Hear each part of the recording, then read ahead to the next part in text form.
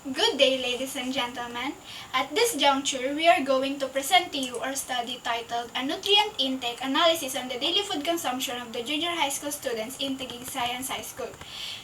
Nowadays, technologies for improving food and agriculture have become more prevalent, allowing us to have better odds in achieving a healthy lifestyle. However, not everyone is privileged enough to have this so-called healthy life, most especially those people who are living in lesser developed countries. Currently, one of the main problems the third world countries such as the Philippines deal with is malnutrition. According to Web 2018, malnutrition stretches from extreme hunger and undernutrition to obesity. Now, malnutrition is considered a global crisis. It accounts for 45% of all deaths in children of ages 5 years and below, while in adolescents about 1 million individual cases were recorded. The Global Panel also reported that the impact of malnutrition on the global economy goes as high as 3.5 trillion US dollars every year, which is the result of economic growth and human capital venture loss. In this study, the facet of malnutrition the researchers intend to tackle is micronutrient-related malnutrition. Our null hypothesis states that a nutrient-centered counseling among the junior high school students of Taguig Science High School does not have an effect on their daily average nutrient intake, while our alternative hypothesis states that nutrient-centered counseling has an effect on their average daily nutrient intake. Now let's move on to the methodology. This study intends to collect information regarding Taguig Science High School students' dietary habits with the purpose of constructing a nutrient intake analysis. This study followed quantitative research design, where the researchers used the stratified random sampling technique to get the number of the respondents. The researchers ensured that the specific subgroups of people are adequately represented within the sample.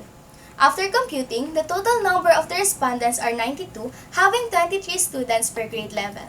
The target respondents of this study are the junior high school students from the Taguig Science High School. The respondents were chosen due to the convenience that they provide to the researchers, for they are easily accessible and can be readily found within the vicinity of the school. Furthermore, these sets of students are exposed to up to 2 sessions of break period per day, which allows them to gain more access to the food sold at the school canteen. The data needed were collected from the junior high school students with the use of open-ended questionnaires and a food log, which were given to them during the break periods. The researchers adopted these instruments from the FAUST 2018 Dietary Assessment Resource Guide to Method Selection and Application in Low-Resource Settings. The questionnaire and the daily food log aim to find out the list of meals that the respondents take in per day, the serving size for each meal for each day, and also the preparation method that is used for the meal. Initially, the respondents were given the questionnaires together with the 3-day food logs for that week. To ascertain the consistency and also the cooperation, the researchers made a Facebook group chat which consists of the researchers and the respondents as its members. The group chat was used to remind the respondents to update the record of their food consumption. Also, it served as a medium for the easier communication between the two parties should inquiries arise during the process. The week after the pretest, an intervention was done by the researchers. The researchers did a counseling to the respondents per grade level, where they discussed about malnutrition and how to prevent it with the help of a PowerPoint presentation and brochures for better comprehension. After the counseling, the respondents were given the second set of food logs for the next 3 days. After collecting the data, a nutrient calculator software from the website IFNRI was used by the researchers to get the estimated energy and the nutrient content, and also the percentage contribution of the recipes and menus of what the students consume.